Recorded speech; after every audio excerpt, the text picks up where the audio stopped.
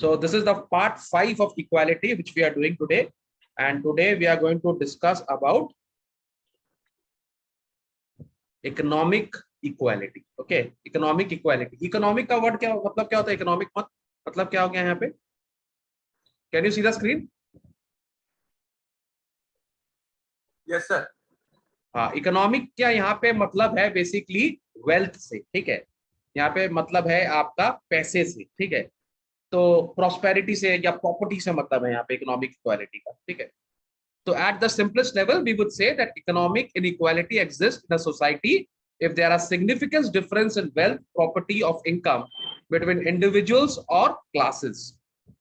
इसका मतलब ये हो गया, अगर हमारी सोसाइटी में दो तरह के लोग हैं, एक तरह के लोग हैं जो बहुत अमीर है, उनको कोई प्रॉब्लम ही नहीं है, और दूसरे तरह के लोग हैं जो बहुत गरीब है, जिनको बहुत सारी प्रॉब्लम्स है. ठीक है, तो अगर इस तरह की सोसाइटी है ना, जहां पर काफी डिफरेंस है अमीर और गरीबी के बीच में, माने जहां पे आपको दो डिस्टिंक्ट क्लास क्लियरली दिखता है, वैसी इकोनॉमी में हम लोग बोलते हैं इकोनॉमिक इक्वालिटी का प्रॉब्लम है. ठीक है, वैसे तो हर इकोनॉमी में हर तरह के लोग होंगे, है ना, कोई lower middle class, upper class, higher upper class, एकदम बहुत अमीर. ठीक है, तो वो होने से कोई प्रॉब्लम नहीं है. माने उसमें क्या है कि चलो आपके यहाँ 10% लोग बहुत अमीर हैं, 10% लोग उनसे थोड़े नीचे, उनसे थोड़े नीचे, उनसे थोड़े नीचे, लेकिन जो एकदम नीचे उनसे और ऊपर वाले में. लेकिन अगर हमारी कंट्री में दो क्लास है, जहां एक क्लास है बहुत अमीर और एक क्लास है बहुत गरीब, वहां पे थोड़ा प्रॉब्लम है. ठीक है, so one way of measuring the degree of economic inequality in a society would be to measure the relative difference between the richest and the poorest group. Another way could be to estimate the number of people who live below the poverty line. ठीक है, तुमको वाला poverty line का एक तो concept है, जिसमें हम लोग बात करते हैं कि एक आदमी को पास इतना पैसा होना चाहिए कि वो अपने लिए कम से कम बेसिक फूड, जो आप उसको जीने के लिए जो कैलोरीज प्रोवाइड कर सके, वो खरीद सके. ठीक है, फॉर एग्जाम्पल एक तो रफ एवरेज एस्टिमेट है कि फॉर एग्जाम्पल अगर एक आदमी को एक दिन में अगर सपोज कर लो 2400 कैलोरी चाहिए. ठीक है, सपोज कर लो एक तो गांव का आदमी है, उसको सर्वाइव करने के लिए, जिंदा रहने के लिए, मेहनत करने के लिए 2400 कैलोरी चाहिए. अगर उसके पास इतना भी रुपया नहीं है कि वो 2400 कैलोरी का जितना खाना खा सके, तब हम उसको बिलो पॉवर्टी लाइन बताते हैं. अब मैं तुमको एक और पर्सपेक्टिव देना चाहता हूं यहाँ पर कि जैसे हम लोग का ना, जैसे हम लोग सपोज कर लो अगर समोसा होता है ना, समोसा जिसको हम लोग बंगाल में सिंघाड़ा बोलते हैं, या बहुत सारे देश में समोसे बोलते हैं, समोसा के अंदर आलू स्टफ्ड रहता है. ठीक है, तो एक समोसा अगर आप खाएंगे ना, तो कम से कम आपको 150 से 200 कैलोरी मिलेगा. ठीक है, एक समोसा के अंदर 200 कैलोरी. ठीक है, अब इसका मतलब अगर हमको 2200 कैलोरी चाहिए, तो हमको करीब 11 समोसे खाने, 11 समोसे. ठीक है, अब 11 समोसा तुम देखिएगा आज के डेट में इंडिया में 10 रुपया में एक एवरेज अच्छा क्वालिटी का समोसा आपको मिल जाता है, 10 रुपये. तो अगर आपको 11 समोसे खाने हैं दिन भर में, तो 110 रुपया हुआ. तो कहने का मतलब यह है कि अगर एक आदमी दिन भर में 110 रुपया का भी खाना नहीं खा सकता है, ठीक है, ये बहुत ही रफ मैं तुमको तो समझाने के लिए बोल रहा हूँ कि एक आदमी अगर 110 रुपया भी नहीं खर्च कर पा रहा है और 2200 कैलोरी भी नहीं खा पा रहा है, तो वो बिलो पॉवर्टी लाइन है. समझ में आ रहा बात को? This is a rough way of understanding things, तो इसको हम लोग बोलते हैं. ठीक है, ऑफ कोर्स इस कंडीशन में क्या पॉवर्टी लाइन में क्या बेंचमार्क नहीं होती है कि कितनी इनकम होनी चाहिए हर पर्सन की? नहीं, वो अलग चीज होता है. बिलो पॉवर्टी लाइन अलग चीज होती है. ठीक है, वो तुम बात कर रही है एवरेज पर कैपिटा इनकम की तुम बात कर रही है. पर कैपिटा इनकम का मतलब ये होता है कि देश का टोटल इनकम डिवाइडेड बाय देश का टोटल पॉपुलेशन. ठीक है, माने पूरे देश कितना रुपया कमाता है, उससे अगर हम डिवाइड करेंगे देश का टोटल पॉपुलेशन, तो मेरा पर कैपिटा इनकम निकलता है. For example the per capita income of average American is around 80,000 rupees Indian rupees के हिसाब से. माने हर अमेरिकन कम से कम एवरेज में 80,000 रुपया कमा रहा है पर अमेरिकन. और इंडिया का बात करें तो per capita income I think around 10,000 rupees है आज के डेट में. ये भी अभी 4-5 साल में बढ़ गया, नहीं तो पहले हम लोग का 6,500 रुपया था, जो कि बहुत बहुत खराब था. अब तुम इमेजिन करो कि अगर इंडियन घर में एक आदमी 10,000 रुपया कमा रहा है करीब, ठीक है, एवरेज एक आदमी 10,000 रुपया कमा रहा है, तो कैसे घर चलेगा? उसमें भी हमारी जानती है कि एक अर्निंग मेंबर होता है और वो सबका खर्चा उठाता है. पापा लोग सारे घर के मेंबर का खर्चा उठाते हैं. ठीक है, तो अगर हमारे पास एक अर्निंग मेंबर और इतने सारे घर का डिपेंडेंस ज्यादा है हमारे, तो घर कैसे चलेगा आपको सोचना पड़ेगा, है कि नहीं? तो मुश्किल हो जाएगा घर. तो वो जो क्राइटेरिया है वो अलग क्राइटेरिया है. ये जो क्राइटेरिया है बिलो पॉवर्टी लाइन का, ये फूड कैलोरी के ऊपर में इन्होंने सेटल किया है. ठीक है, of course absolute equality of wealth or income has probably never existed in a society. Most Democrats today try to make equal opportunities available to people in the belief that this would at least give those who have talent and determination the chance to improve their condition. तो ये बात तो बिल्कुल सही बात है कि आप एकदम से एब्सोल्यूट इक्वालिटी ऑफ वेल्थ तो कभी नहीं होगा देश में ना। कोई आदमी तो ज्यादा होगा अमीर, कोई आदमी कम अमीर होगा, ये तो होगा ही देश में। ऐसा नहीं है कि हर आदमी के पास बराबर पैसा हो जाएगा, ऐसा नहीं है। लेकिन हम लोग क्या कर रहे हैं कि हम लोग सोच रहे हैं कि अपॉर्चुनिटी तो दो भाई, जिसको मेहनत करना है उसके पास अपॉर्चुनिटी होना चाहिए पैसा कमाने का। आज इंडिया के अंदर में ऐसा सिचुएशन हो गया है कि अगर कोई आदमी ठान ले कि हमको अमीर बनना है, क्या अगर कोई आदमी ये सोच ले कि बस हमको अब तो पैसा कमाना है, अमीर बनना है, तो उसके पास इतनी अपॉर्चुनिटी है कि वो अमीर बन सकता है। ठीक है, राइट या रॉन्ग, क्या लगता है तुम लोग? Right sir. कर सकता है, कर सकता है ना, क्योंकि अभी इंडिया थोड़ा सा डिफरेंट इंडिया हो गया है। अभी वो प्रॉब्लम नहीं है कि आदमी का मन है काम करने का और उसको वैसा नहीं मिल रहा है, ऐसा नहीं है। ठीक है, so we are living in a very good times nowadays. अभी हम लोग के पास बहुत अपॉर्चुनिटी। अगर अभी ना बोलते ना, अगर अभी आपके पास पैसे नहीं है ना, तो आप ये बोल सकते हो इसका one of the main reason हो गया आप खुद। ठीक है, आप में खुद ही में मन नहीं है पैसा कमाने का। कम से कम इतना पैसा तो आज के डेट में हर आदमी के पास होगा कि वो खा पी के आराम से रह सके। ठीक है, inequalities may continue to exist between individuals, but there is a possibility of improving one's position in society with sufficient effort. बिल्कुल सही बात है, अगर आप सही एफर्ट करेंगे तो आपका फाइनेंशियल कंडीशन अच्छा हो जाएगा। Inequalities which are entrenched, that is which remains relatively untouched over generations, are more dangerous for our society. यहाँ पर बोल रहा है, if in a society certain class of people have enjoyed considerable wealth and the power which goes with it, over generation the society would become divided between those class and others who have remained poor over generations. ये जो बात कर रहा है ना इस paragraph में, ये हम लोग का टिपिकल गांव का बात कर रहा है, जहां एक जमाने में हम लोग की हिंदी मूवी दिखाते थे कि एक ठाकुर होता था, है ना। हमारी मूवी नहीं दिखाते, एक ठाकुर होता था गांव का। तुम लोग तो खैर बहुत यंग है, तुम लोगों ने शायद ये सब मूवी देखी भी नहीं होगी। अगर ये टीवी में आती भी होगी तो वो देखता नहीं होगा। तुम अगर मिड 1980s 1990s का अगर मूवी देखेगा ना, इंडियन मूवी, उसमें देखेगा गांव में एक ठाकुर होता था। ठाकुर जैसे ठाकुर बनता था अमरीश पुरी, यू नो अमरीश पुरी, तुम लोग जानते हैं अमरीश पुरी को?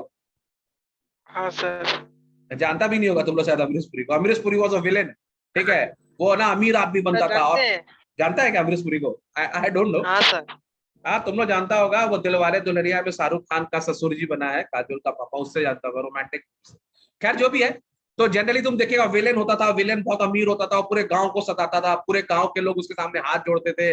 ठीक है, माई बाप करते थे, और वो सबको पूरे गांव को परेशान करता था। फिर हमारा हीरो आता था अमिताभ बच्चन, 2 बटन खोल के शर्ट का, और वो ठाकुर से बदला लेता था।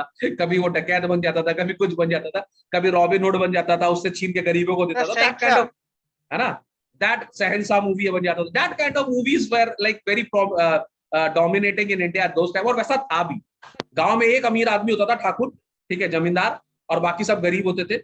तो वो अगर उस तरह की गरीबी है ना, वो बहुत डेंजरस है, क्योंकि उस तरह के लोग ऊपर आ ही नहीं सकते। ठीक है, over time such class difference can give rise to resentment and violence. अगर एक साथ ज्यादा होगा और एक आदमी को अगर आप दबा के रखोगे, प्रेशर में रखोगे, तो कभी ना कभी तो वोल्केनो फटेगा, है ना, कोई ना कोई तो आएगा जो रिबेल बनेगा, तो उसमें वायलेंस हो जाता है।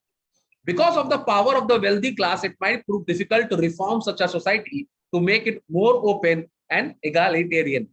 अब तुमको पता है, देखो एक जो मार्क्स था ना, कार्ल मार्क्स, अभी हम उनके बारे में पढ़ेंगे आगे, उनका ये बहुत मानना था कार्ल मार्क्स का कि अगर सोसाइटी में एक आदमी अमीर होगा तो उसका रोकना थोड़ा मुश्किल हो जाएगा। इसके लिए मुश्किल हो जाएगा क्योंकि वेल्थ होने के साथ आप पॉलिटिकल कंट्रोल भी आ जाता है आपके पास, है ना। तुम लोगों को तो पता है, जो आदमी पैसे वाला होगा वो पॉलिटिशियंस को खरीद लेगा, है ना, वो पुलिस को खरीद लेगा, वो हर आदमी को वेल्थ देकर अपनी तरफ कर सकता है। ठीक है, तो अगर हमारे ऐसा कोई सोसाइटी है जहां पर एक आदमी बहुत अमीर है, तो वो सारा पॉलिटिकल चीज को भी वो मोटिवेट कर सकता है ना, उसको मैनिपुलेट कर सकता है अपनी तरफ। समझ में आ रहा बात को?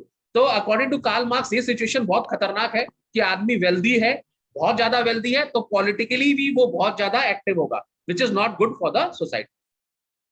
चलो आज हम लोग ये तो नया टॉपिक देखते हैं, फेमिनिज्म, इसके बारे में थोड़ा बात करेंगे। And Anushka Gupta, you are going to read about it. चलो तुम थोड़ा सा रीड करो, because your voice is clearer rather. चलो पढ़ो। Okay, sir. Feminism. Feminism is a political doctrine of equal rights for women and men. Feminists are those men and women who believe that many of the inequalities we see in the society between men and women are neither natural nor necessary and can be altered so that both women and men can lead free and equal lives. Very good. इस paragraph का क्या मतलब हुआ? सृजन, first paragraph का क्या मतलब हुआ? सर इस पैराग्राफ का मतलब ये हुआ कि मेन एंड वुमेन सर एक है, मतलब उन लोग का राइट्स इक्वल होना चाहिए। यहाँ पे एक बहुत इंटरेस्टिंग बात बोल रहा है, यहाँ बोल रहा है, तुम लोग इसको देखो, feminist are those men and women who believe that many of the inequalities, बहुत सारी इनइक्वालिटीज जो सोसाइटी में है वो नेचुरल नहीं है, ठीक है, और जरूरी भी नहीं है, और उसको हम ऑल्टर कर सकते हैं, ठीक है। फॉर एग्जाम्पल, इसका सबसे बड़ा एग्जाम्पल है इंडिया में, तुम देखो इंडिया का जो स्पोर्ट्स फर्टेनिटी है उसमें इस बार हम लोग का, और हर बार ऐसे होता है, हमारे कॉमनवेल्थ में भी देखो जो सबसे पहला मेडल आया वो एक फीमेल एथलीट लेकर आई, करेक्ट है ना। और अगर हम लोग ठीक से चेक करेंगे तो मेरे ख्याल से जितना मेडल्स फीमेल एथलीट्स ला रही है शायद उतना ही मेल ला रहे हैं, दोनों बराबर लेकर आ रहे हैं, ठीक है। तो इसका मतलब ये हुआ, जब केयर टेक करने का बात आता है तो दोनों का इक्वल केयर टेक होना चाहिए, ठीक है। अगर उनको जो भी फैसिलिटी देने का बात है तो दोनों को इक्वल देना चाहिए, क्योंकि दोनों ही हमारे इंडिया को प्राउड फील करा रहे हैं, ठीक है, दोनों ही अपने अपने जगह पे हम लोग को जीत रहे हैं। तो आप अगर सोच रहे हैं कि हम मेल को ज्यादा पीएफ देंगे या बेनिफिट्स देंगे तो ये बिल्कुल गलत बात, आपको ऐसा नहीं करना चाहिए, ठीक है। चलो आगे पढ़ेंगे Anushka. According to the feminists, inequality between men and women in society is the result of patriarchy. पेट्रियार्ची का मतलब ये होता है, patriarchy is the word coming from the word father, ठीक है। माने पहले के जमाने जैसे जो सोसाइटी में मेल डोमिनेटिंग सोसाइटी होती है ना, ठीक है, उसको हम लोग पेट्रियार्ची बोलते हैं, जहाँ पे मेल्स का चलता है, वो लोग विमेन को दबा के थोड़ा रखने की कोशिश करते हैं, या दबा के भी इस, मेरे को ये वर्ड थोड़ा खराब लगता है, ये एक्चुअली प्रोटेक्टिव होते हैं थोड़ा ज्यादा, ठीक है। फॉर एग्जाम्पल इंडिया में क्या है ना, इंडिया में ऐसा नहीं है कि हम लोग, ये थोड़ा सा रॉन्ग कंसेप्ट मेरे को लगता है, मे बी रॉन्ग है, देखो बहुत जगह मैं बोलता हूँ ना, मेरे को बहुत सारी चीज इंडिया में जो है उसको जो नैरेटिव है बहुत गलत है, ठीक है, क्योंकि मेरे को ऐसा लगता है कि आज भी फैमिलीज में लड़कियों को, माने ऐसा नहीं कि लड़कियों को दबाया जाता है, उनको थोड़ा प्रोटेक्टेड रखा जाता है, ठीक है। माने we as a father, we as a brother always try to protect our sisters, our daughters, है ना। हम तुम देखिएगा Indian fathers they are very protective about their daughters ना, इंडियन ब्रदर्स तुम देखिएगा they are very protective about their sisters. अगर बड़ा भाई है या छोटा भाई है, तुमने तो अनुष्का तुमने तो फील भी किया होगा ना। और लड़कियों को भी ना, when they are with their brothers they feel secure, isn't it, when they are with their fathers they feel secure. तुम देखिएगा इंडिया का हर लड़का के अंदर ये चीज है कि वो अपनी बहन के लिए, अपनी मम्मी के लिए, अपने अपने घर की लेडीज लोग के लिए खड़ा हो जाता है ना, दे नो दैट। तो कहीं ना कहीं ये क्या होता है ना, इसको ऐसा लगता है कि हम लोग लड़कियों को दबा रहे हैं, ऐसा नहीं है, we are actually concern for their safety, that's it, ठीक है। और ये कंसर्न हमारा इसके लिए है, ये कंसर्न हमारा किसके लिए पता है, क्योंकि वो जो लड़का अपनी बहन के लिए प्रोटेक्टिव है ना, वो अपने दूसरे के लिए प्रोटेक्टिव नहीं है, ये गलत चीज, अंडरस्टूड। द डे हम लोग को ये समझ में आना चाहिए, आज आना, ये हम लोग को सीख जाएंगे हम लोग ये चीज, द डे कि विमेन चाहे अपने घर की हो या किसी के भी घर की हो, ठीक है, they are to be protected, ठीक है। आपका जो मेल इंस्टिंक्ट है वो खाली अपने घर के लिए नहीं होना चाहिए, वो दूसरे के घर के लिए भी होना चाहिए। और इसमें प्रॉब्लम हमारे मेल माइंडसेट का है। जिस दिन हमारा मेल माइंडसेट ऐसा हो जाएगा, नहीं, that all girls need to be respected, और सोसाइटी की जितनी भी लड़कियां हैं उसमें और हमें कोई फर्क नहीं है, ठीक है, and there should not be any male ego about it, उस दिन तुम देखेगा हम लोग कम प्रोटेक्टिव हो जाएंगे और लड़कियां और ज्यादा बाहर निकलेंगी, ठीक है।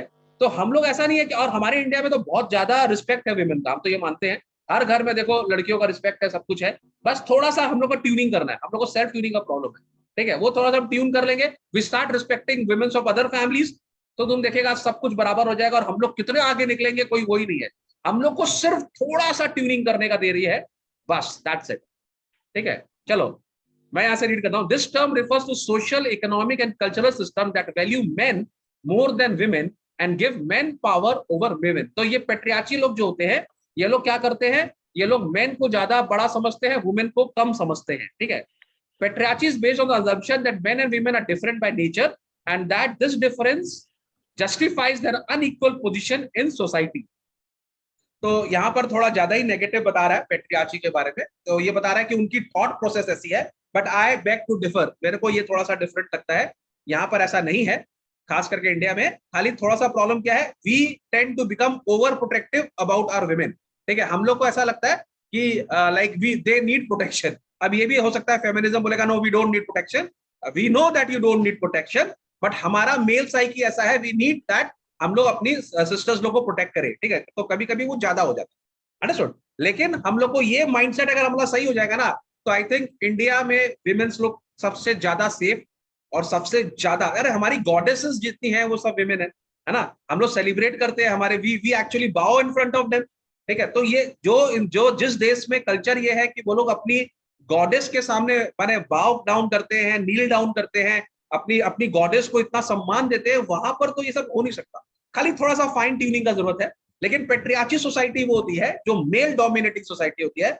वो मेल को ऊपर रखती है, फीमेल को नीचे रखती है। उनको ऐसा लगता है कि male are superior to women, this is wrong, ऐसा कुछ भी नहीं, ठीक है।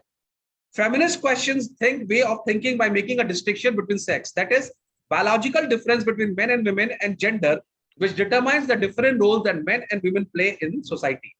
For instance, the biological fact that only women can become pregnant and bear children does not require that only women should look after children after they are born.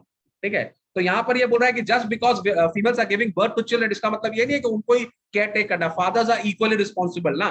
अगर women घर में काम नहीं कर पा रही है, वो थोड़ी बीमार है, किचन नहीं देख पा रही है, तो फिर हस्बैंड को देखना चाहिए, है ना। हम लोग दोनों को अपने बच्चों की अपब्रिंगिंग के लिए we both are responsible, you can not hold responsible only one person for that. ये सब माइंडसेट हम लोग को थोड़ा सा ठीक करना पड़ेगा। Feminists show us that much of the inequality between men and women is produced by society and not by nature. Very important point, ठीक है। तुमको पता है लायनस और लायन का एग्जांपल लेते हैं हम लोग, ठीक है। लायन जो होता है, अगर तुम जंगल में बात करेंगे, एनिमल्स ना, एनिमल्स के अंदर तो दिमाग नहीं है, ठीक है। तुमको पता है लायन जो होते हैं वो लायनस से ज्यादा ताकतवर होते हैं, ठीक है। लेकिन तुमको मालूम है लायन का जो प्राइड है ना, उसको डोमिनेट लायनस ही करती है। लायनस के कारण ही वो प्राइड चलता है। Lion is a gate keeper, वो खाली सिक्योरिटी पर्पस के लिए लायनस रख के रखा हुआ, समझ रहा। हमारे घर में भी मेरे को तो ऐसा लगता है जितना भी मेल है ना, ये लोग खाली bodyguards, gate keeper, door keeper, हम लोग का वही काम है, ठीक है। एक्चुअली हम लोग के घर में भी डोमिनेट वुमेन ही करती है, और जब घर में वुमेन डोमिनेट करती है ना, तो वो घर अच्छा चलता है। मेल को लगता है कि बहुत स्ट्रांग है, अरे भाई अगर आप फिजिकली स्ट्रांग है तो they are mentally stronger and much much more stronger, ठीक है। सो भगवान ने जैसे एनिमल्स में भी क्या हुआ है, वैसे ह्यूमंस में भी क्या हुआ है। It's a very very beautifully segregated responsibilities, ठीक है। So if you want to take care of your family, of your society, of your country, we should understand that women may not be physically as strong, but वो लोग mentally हमसे ज्यादा stronger है, और unitedly अगर हम लोग काम करेंगे तो हमारी कंट्री, हमारा देश, हमारी फैमिली, हमारी सोसाइटी बहुत ज्यादा प्रोग्रेस करेगा। अंडरस्टूड? चलो, patriarchy produces a division of labor by which women are supposed to be responsible for private and domestic matters, while men are responsible for work in public domain. Feminists question this distinction by pointing out that in fact most women are also active in public domain. That is, most women all over the world are employed in some form of work outside the house, but women continue to be solely responsible for housework as well. However, despite this double burden, as feminists term it, women are given little or no say in decision taken in public domain. Feminists contend that this public-private distinction and all forms of gender inequalities can and should be eliminated. बहुत अच्छा बात यहाँ पे बोल रहा है कि बहुत सारी विमेन्स जो हैं वो अपने घर का काम भी करती हैं, and they are capable enough to look after earning money also. तुम देखिएगा हम लोग के घर में, अगर हम लोग बात करें जो डोमेस्टिक हेल्प है, हमारी घर की जो मेड होती है, एक बहुत छोटा सा एग्जांपल मैं तुमको दे रहा हूँ। हमारी घर की जो मेड्स होती है वो पहले अपने घर का काम करती है, ठीक है ना, अपने घर के बच्चों का टिफिन बनाती है, अपने हस्बैंड का टिफिन बनाती है, फिर वो तुम्हारे घर में काम करने आती है, ठीक है। तो हैट्स ऑफ है भाई, है ना। They are not only taking care of the domestic thing, they are also taking care of the financial matters, so they are doing both the job. Still उनका ऐसा, अगर घर में कोई मेजर डिसीजन होता है तो मेल डोमिनेट होता है, मेल लोग डिसीजन लेते हैं, फीमेल लोग डिसीजन नहीं लेते हैं। तो ये चीज को हम लोग को दिमाग से निकाल देना पड़ेगा, ऐसा नहीं होना चाहिए। They should be given more decision making positions, और मेरे को लगता है if they take the decision they will take a better decision, ठीक है, वो ज्यादा अच्छा डिसीजन लेंगी। अंडरस्टूड? तो ये एक डिस्क्रिमिनेशन है, और ये आस्ते आस्ते खत्म हो भी जाएगा, इसमें बेसी टाइम नहीं है, ठीक है। चलो, ये तो फेमिनिज्म के ऊपर हम लोग बात कर लिए। अभी हम लोग को एक बहुत ही इंपॉर्टेंट चीज पे डिस्कस करना है, that is Marxism and liberalism. तुमको पता है पूरी दुनिया में ये मार्क्सिज्म और लिबरलिज्म और सोशलिज्म और कैपिटलिज्म, ठीक है, इसको लेकर बहुत सारी बातें होती रहती है। तुम कभी भी किसी लाइब्रेरी में जाओगे, वहां पर जब बड़े लोग बैठे रहते हैं ना, जो बहुत अपने आप को बुद्धिजीवी बोलते हैं, ठीक है, इंटेलेक्चुअल्स बोलते हैं, वो लोग इन लोग की थ्योरी के ऊपर डिस्कशन करते रहते हैं। मार्क्सिज्म ये होना चाहिए, लिबरलिज्म होना चाहिए, ऐसा सोसाइटी होना चाहिए, वैसा सोसाइटी होना चाहिए, ठीक है। पॉलिटिकल साइंस में एक बहुत अच्छी बात है कि आप भी अपना ओपिनियन रख सकते हैं, लेकिन provided you know the subject matter ना। आपको पहले मालूम होना चाहिए मार्क्सिज्म ने क्या बोला था, लिबरलिज्म में क्या हमको पढ़ना है, सोशलिज्म में क्या डिफरेंस है। जब आपका ये कंसेप्ट क्लियर हो जाएगा तो आप भी अपने ओपिनियन बना सकते हैं इन थ्योरी के ऊपर बेस करके। फिर आपको भी मजा आएगा, जब आप बात करेंगे ना तो आपको बहुत अच्छा लगेगा। तो मैं ये चाहता हूं कि आप ये थ्योरी समझें और आप ये समझे कि ये लोग क्या बोलना चाह रहा है। सबसे पहला काम तो ये आपको समझना पड़ेगा कि मार्क्सिज्म बोल क्या रहा है, ठीक है। तो हम लोग बात कर लेते हैं। Marxism is the word comes from the word Karl Marx, ठीक है। और तुमको पता होगा इंडिया में एक तो पार्टी है, पॉलिटिकल पार्टी, जिसका नाम है सीपीआईएम, जो जनरली बंगाल में है, ठीक है। बंगाल में एक पार्टी है सीपीआईएम। पहले मालूम है बंगाल में उनके ही सीएम होते थे पहले, अभी तो टीएमसी आ गया। उससे पहले सीपीआईएम ही डोमिनेट करता था बंगाल को। You know what is the full form of CPIM? Priyanshu, sir. You know what is the full form of CPIM? Sir, Communist Party of India, Marxist. हाँ, communist party of India, Marxist. Marxist का मतलब क्या हुआ? They follow the principle of Karl Marx, ठीक है। वो Marxism में believe करते थे, जो मार्क्सिज्म ने बोला सर एक क्वेश्चन है। हाँ बोलो। सर कम्युनिस्ट तो एक ही हुआ ना इससे हम्म, सर? थोड़ा सा कम्युनिस्ट और मार्क्सिस्ट की। नहीं, वो communist party of India Marxist माने, देखो कम्युनिस्ट पार्टी के अंदर में भी बाद में डिविजन आ गया था, ठीक है। तो थोड़ा सा वो लोग भी थोड़ा डिफर हो गया था। सोशलिज्म और कम्युनिज्म में काफी थिन लाइन ऑफ डिफरेंस है, इसको समझना पड़ेगा हम लोग को। लेकिन they follow the principle of Marxist, ठीक है। They follow the principle of Marx, understood. तो there is a thin line of difference, basic difference नहीं है। So we are going to clear it out. Let's see can we clear it out or not, ठीक है। तो पहले तो हम लोग को समझना पड़ेगा, कार्ल मार्क्स के दिमाग में घुसना पड़ेगा वो क्या बोलते थे, ठीक है। तो मार्क्स करें बात करें, Marx was an important 19th century thinker, ठीक है। मार्क्स वाज अ थिंकर, ठीक है, who argued that the root cause of entrenched inequality was private ownership of important economic resources such as oil, land, forest, as well as other forms of property. He pointed out that such private ownership did not only make the class of owners wealthy, it also gave them political power. Such power enables them to influence state policies and laws, and this could be a threat to democratic government. क्या बोला उन्होंने? Marxist ने क्या बोला कि देखो, हर country का जो सबसे इंपॉर्टेंट रिसोर्स होता है ना, जिससे कंट्री बहुत पैसा कमाती है, या अगर इंडिविजुअल वो काम करता है उससे बहुत पैसा कमाता है, तो वो जो पैसा कमाने का जो अपॉर्चुनिटी है वो एक आदमी को या किसी इंडिविजुअल को नहीं मिलना चाहिए। That should be state owned, वो स्टेट कंट्रोल में होना चाहिए। क्योंकि उनको ऐसा लगता था कि अगर एक आदमी बहुत पैसे वाला हो जाएगा, बहुत पैसे वाला हो जाएगा, तो वो देश की पॉलिसीज को, देश के लॉ को इन्फ्लुएंस कर सकेगा, और इसके लिए देश में डेमोक्रेटिक गवर्नमेंट नहीं रह पाएगी। समझ में आ रहा बात को? तो according to him, if suppose करो अनुष्का गुप्ता यहाँ बैठी है, सपोज करो अगर हमें अनुष्का गुप्ता को 1 लाख करोड़ रुपया फाइनेंस कर दो कि Anushka Gupta, this is 1 lakh crore rupees which I have given to you, you know what Anushka Gupta will do सबसे पहले। और सपोज कर लो देश में एक तो ये भी लॉ है कि 1 लाख करोड़ रुपया अगर आपके पास है तो आपको उस पर 30% टैक्स देना पड़ेगा, इनकम टैक्स, टीडीएस कटना पड़ेगा, ठीक है। तो जब अनुष्का गुप्ता और 30 माने अगर हम सोच करो 1 लाख करोड़ का अगर हम 30% दे देंगे, that is huge amount of money ना, 30,000 करोड़ रुपया आपको टैक्स देना पड़ेगा। Anushka Gupta is having a what is a filth amount of money, इतना सारा पैसा अनुष्का के पास। तो सबसे पहला काम है अनुष्का गुप्ता क्या करेगी? फाइनेंस मिनिस्टर के पास जाएगी, है ना, उसको थोड़ा सा ब्राइब करेगी, उसको 1 करोड़ रुपए देने की कोशिश करेगी, आप 1 करोड़ रुपया रख लो। अनुष्का के पास 1 लाख करोड़ है, लेकिन किसी एक आदमी का तो 1 करोड़ भी नहीं है। अगर 1 करोड़ वो फाइनेंस मिनिस्टर को देगी तो फाइनेंस मिनिस्टर तो चेंज हो जाएगा, है ना। विद ड्यू रिस्पेक्ट, मैं तो हाइपोथेटिकल सिचुएशन बता रहा हूँ, ठीक है। वो 1 करोड़ रुपया टैक्स ऑफिसर को दे देगी, 1 करोड़ रुपया कोर्ट में दे देगी, और वो सारे लॉस को अपनी तरफ चेंज करने की कोशिश करेगी, and she would not want to what you say give so much of money in tax, right. तो उसने क्या किया? Because she had money, she had tremendous power to influence people, and this can cause a malfunctioning of a democracy, isn't it? तो तुम लोग को ये बात सही लगता है, गलत लगता है मार्क्स का?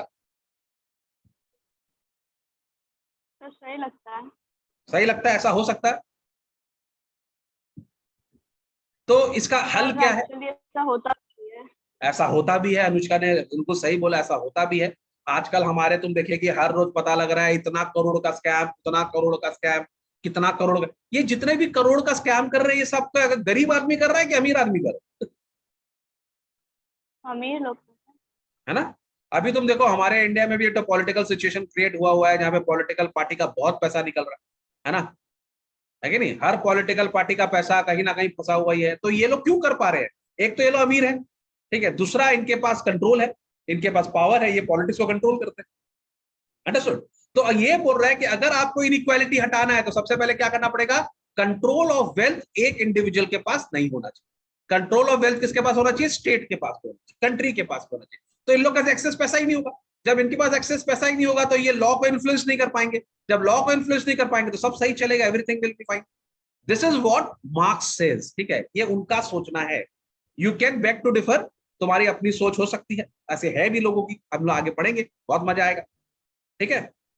तो मार्क्सिस्ट और सोशलिस्ट लोग जो होते हैं, ठीक है, they feel that economic inequality provide support to other form of social inequality. अब ये लोग बोलते हैं कि अगर इकोनॉमिक इनइक्वालिटी है, माने अगर अमीरी और गरीबी है, that is the root cause of और भी बहुत सारी बीमारियों का। अगर ये एक बीमारी आपके देश में है तो आपके देश में और भी बहुत सारी बीमारियां हो जाएंगी, जैसे डिफरेंस ऑफ रैंक और प्रिविलेज, ठीक है। Therefore, to tackle inequality in society, we need to go beyond providing equal opportunities and try and ensure public control over essential resource and forms of property, ठीक है। तो उन लोग ने solution क्या दिया कि आप अगर अपॉर्चुनिटी दे भी रहे हो, ठीक है, अगर आप लोगों को इक्वल अपॉर्चुनिटी दे भी रहे हो, पर एक आदमी बहुत अमीर है, एक आदमी नीचे है, अगर आप उनको इक्वल अपॉर्चुनिटी दे भी रहे हो तो चांसेस है जो अमीर वाला है, क्योंकि उसके पास ज्यादा रिसोर्सेज है, वो बेटर निकलेगा। जो गरीब है उसको इतनी वो अपॉर्चुनिटी को यूज भी नहीं कर पाएगा, है कि नहीं। तो उनका कहने का मतलब ये है कि आप अपॉर्चुनिटी देके ये दोनों को बराबर पे नहीं ला सकते। आपको अगर बराबर पे लाना है तो इसका सोर्स ऑफ इनकम थोड़ा कंट्रोल करना पड़ेगा। इसका आप इकोनॉमी को नीचे लाइए, इसको आप ऊपर लाइए, दोनों को बराबर कीजिए, अब इक्वल अपॉर्चुनिटी दीजिए। अब अगर आप इक्वल अपॉर्चुनिटी देंगे तो शायद हमारे देश से इनइक्वालिटी दूर हो जाए। क्या लग रहा है तुम लोगों को? सर ऐसा तो कहना हाइपोथेटिकली पॉसिबल है। उस कंडीशन में ऐसा कह सकते हैं कि ऐसे रिजर्वेशन जो होते हैं लोअर कास्ट के, उनके इंक्रीज कर दिए जाते हैं। लेकिन अपर कास्ट से पैसे छीनेगा कैसे? अपर कास्ट से पैसा छीनेगा कैसे? उसका एक ही तरीका है कि आप रिसोर्सेस को कंट्रोल करें, ठीक है। माने जो आपका सबसे, सपोज कर लो किसी का कोल माइंस है ना, किसी का गोल्ड माइंस, अगर gold mines, coal mines, crude oil, अगर ये किसी इंडिविजुअल के कंट्रोल में होगा ना तो बहुत बड़ा प्रॉब्लम हो जाएगा, ठीक है। तुमको पता है बिल गेट्स हुआ, है ना, ये लोग अभी इतने पैसे वाले हैं, ठीक है, ये लोग इतने पैसे वाले हैं अमेरिका में कि ये लोग पूरे अमेरिका को, गवर्नमेंट को इन्फ्लुएंस कर सकते हैं, isn't it? They are earning so much of money, और करते भी होंगे, है ना, क्योंकि इन लोग को तो, इन लोग के ऊपर तो आप कुछ कर नहीं सकते। They have so much of money। अगर ये लोग अपना, अगर ये लोग सपोज कर लो, अगर ये लोग अमेरिका से चला जाए, ठीक है, ये लोग बोलेगा we are shifting, we are going from America, we are going to some other place. तो अगर ये लोग अपना कंपनी को शिफ्ट कर ले, अपना प्रोडक्ट को शिफ्ट कर ले, तो जिस कंट्री में जाएगा उस कंट्री में पैसा हो जाएगा, है ना, क्योंकि ये लोग पैसा बहुत ज्यादा कमा रहे हैं, बिकॉज इनका पूरा कंट्रोल है वर्ल्ड मार्केट के ऊपर, है कि नहीं। तो ये लोग को कंट्रोल करना थोड़ा मुश्किल हो जाएगा, समझ में आ रहा बात को। तो इसी के लिए मार्क्सिस्ट लोग ये बोलते हैं कि जो देश का नेचुरल रिसोर्सेस है वो सरकार के कंट्रोल में होना चाहिए, ठीक है।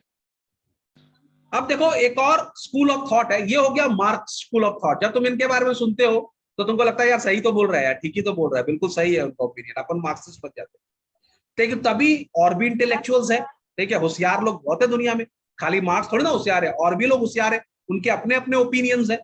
तो एक तो opposing point of view can be found in liberal theory. जो लिबरल्स है उनकी थ्योरी थोड़ी सी अलग है, ठीक है। Liberals uphold the principle of competition as the most efficient and fair way of distributing resources and rewards in society.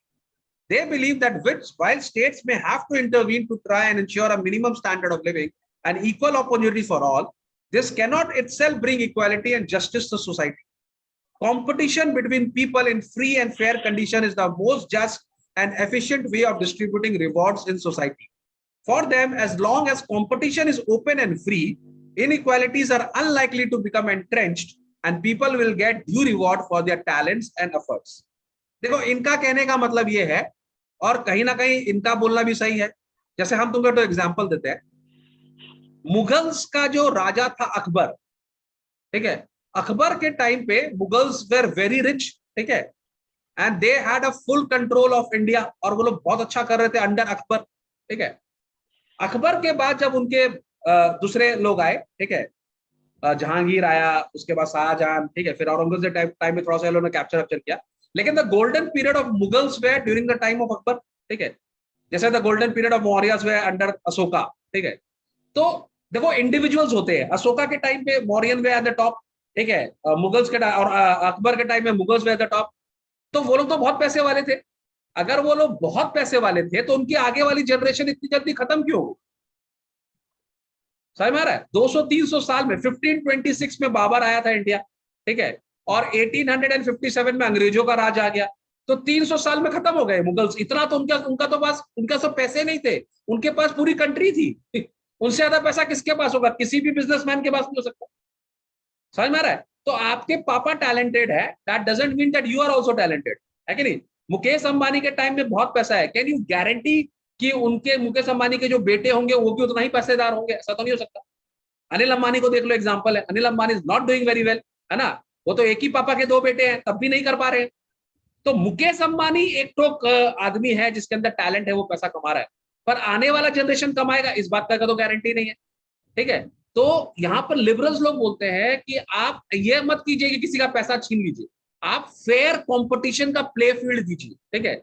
अगर आप सबको इक्वल अपॉर्चुनिटी देंगे और अगर क्या नाम है आदमी के पास कंपटीशन आप रखेंगे, तो कोई भी आदमी मुकेश अंबानी का टॉपल कर सकता है कि नहीं? आज देखो अदानी ग्रुप जो है वो मुकेश अंबानी से आगे निकल ही गया ना, and in the present scenario they are richer than क्या नाम है मुकेश अंबानी से ऊपर, उनका शायद फोर्ब्स का लिस्ट में भी उनका नाम ऊपर है, ठीक है। तो यहाँ बोल रहा है क्यों आज अदानी ज्यादा पैसा क्यों कमाया मुकेश अंबानी से? क्योंकि अपॉर्चुनिटीज मिली, दे यूज द अपॉर्चुनिटीज। कल तुम लोग को भी अपॉर्चुनिटी मिलेगी, तुम लोग भी हो सकता है बहुत पैसे वाले बनो, है ना? आज तुम देखो वो जो ब्रिटिश का पीएम बनने जा रहा है ऋषि सुनक, है ना, वो भी तो इंडियन ओरिजिन है, उसको अपॉर्चुनिटी मिली, वो पीएम बन रहा है।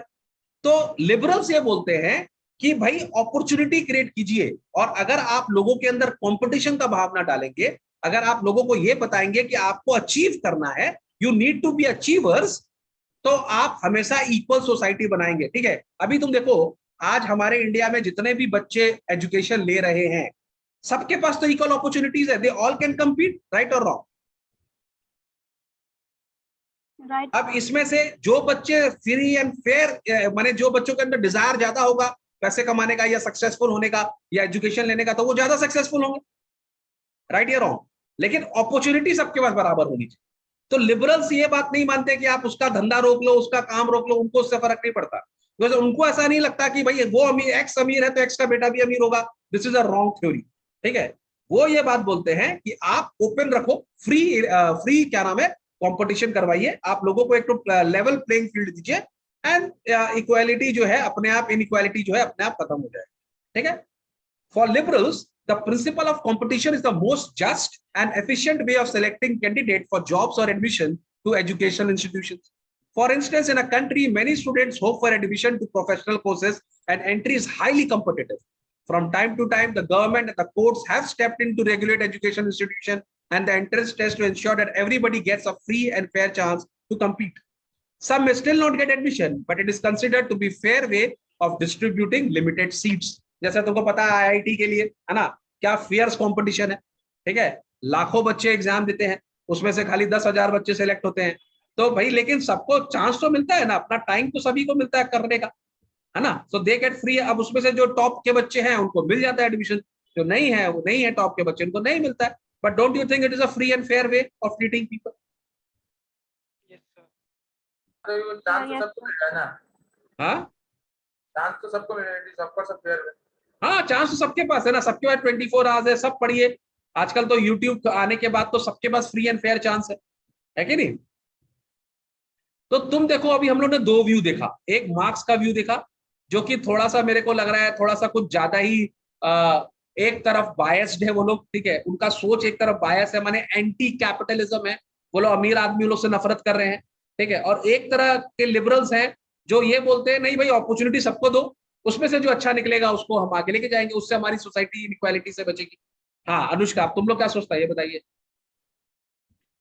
सर इस कंडीशन में अगर देखा है डेमोक्रेसी में लिबरलिज्म होना चाहिए जो समझ में आता है, तो फिर जो सीपीआईएम का जो आप बताए हैं पार्टी, तो फिर वो मार्क्सिस्ट के कैसे चल सकते, क्योंकि ऑलरेडी डेमोक्रेटिक में यहाँ पे तो इनइक्वालिटी हो रही है। तो देखो मैं तुमको क्या बोला, मैं तुमको अभी, वेरी गुड, बहुत अच्छी बात बोला अनुष्का। मैंने तुमको जब ये मैंने वीडियो स्टार्ट किया तो मैंने तुमको क्या बोला, जब आप किसी कॉफी शॉप में जाएंगे और वहां पे आपको इंटेलेक्चुअल्स मिलेंगे तो वो लोग अपनी अपनी सोच को सामने रखेंगे और अच्छा कंपटीशन होगा। लेकिन उसके लिए सबसे पहले बात है कि आप ये कंसेप्ट को समझें कि वो लोग क्या बोलना चाहते हैं, तभी तो लड़ाई होगी आपस में, डिबेट तो होंगे, ठीक है। किसी को कोई अभी भी, देखो ये दोनों व्यूज मेरे नहीं है, मैंने तो खाली तुम लोग को इनके व्यू समझाया कि ये लोग क्या बोल रहे हैं। मार्क्स का भी व्यू मेरा नहीं है, लिबरल लोग का भी जो व्यू है मेरा नहीं है। मैं तो तुम लोग एज ए टीचर खाली बता रहा हूँ कि ये लोग क्या बोल रहे हैं। अब यहां से ये आप लोग का काम है, ठीक है, आप लोग इसके अंदर घुसिए, आप लोग इसका मजा लीजिए, this swimming pool, you get into this, आप उसको समझिए, आपस में डिबेट कीजिए, कोई लिबरल बनो, कोई मार्क्सिस्ट का व्यू को लेकर रहो, आपस में देखो प्रोस एंड कॉन्स, देखो अपने डिबेट करो, तब आप लोग का भी ग्रोथ होगा। और फिर आप लोग को जो व्यू अच्छा लगेगा वो अच्छा लगेगा। पॉलिटिकल पार्टीज क्या होता है, पॉलिटिकल पार्टी का तो एक एजेंडा होता है, ठीक है, उनके पास एक तो आइडियोलॉजी होती है जो वो लोग फॉलो करते हैं। अगर बहुत सारे लोगों को वही आइडियोलॉजी अच्छी लगेगी तो वो लोग इस पॉलिटिकल पार्टी के हिस्से हो जाएंगे। तो हो सकता है बंगाल में जो सीपीआईएम के जो इंटेलेक्चुअल्स थे उनकी आइडियोलॉजीज बहुत जन को समझ में आई तो वो लोग सीपीआईएम के संग हो गए। पर तुमको ये भी पता है कि इंडिया में तो लिटरेसी इतना ज्यादा है, यहाँ पे तो हम लोग पढ़ के नहीं बात करते ना, सुन के बात करते हैं। तो जो इंटेलेक्चुअल लोग ने अच्छा भाषण दिया होगा, जिन्होंने अच्छे से बोला होगा, लोग उसको फॉलो करने लगे। लेकिन अब तुम लोग पढ़ रहे हो, तुम लोग, यही मैं चाहता हूँ कि खाली तुम लोग पढ़ो नहीं, समझो, ठीक है। अब तुम लोग डिबेट करो, चीज को एकदम अंदर से निकाल, जैसे प्रियांशु का आदत है, वो चीज को अंदर से खोद के निकालता है। उसने एक क्वेश्चन भी मेरे से पूछा, this is a very right technique. आप चीज को समझो, थ्योरी को समझो, उसका प्रोस एंड कॉन्स निकालो, आपस में डिबेट करो, और फिर आपको जो प्रिंसिपल अच्छा लगता है उसको फॉलो करो, है कि नहीं? समझ में आ रहा बात को? टीचर का काम खाली तुमको रास्ता दिखाना है कि भाई देखो ये दो प्रिंसिपल्स हैं, अब तुम इसमें से चूज करो। हाँ, मैं तुमको गाइड जरूर कर सकता हूँ क्या राइट है क्या रॉन्ग है, ठीक है, बट कहीं ना कहीं तुमको भी सोचना पड़ेगा, ठीक है। तो अब यहाँ पर हम लोग बात करें सोशलिज्म की, अभी हम लोग मार्क्सिज्म की बात किए, अब हम लोग यहाँ लिबरलिज्म की बात किए, अब हम लोग बात करेंगे सोशलिज्म की। लेकिन अभी ये मीटिंग ओवर होने वाला है तो सोशलिज्म की बात हम लोग करेंगे नेक्स्ट मीटिंग में, जो कि अभी ही करेंगे हम लोग 5 मिनट्स के अंदर में, नॉट इवन 5, हाँ 5 मिनट्स तो लग ही जाए, ठीक है। तो गेट रेडी, थोड़ा सा तुम लोग रीड करो, थोड़ा सोचो, we will be back in 5 minutes.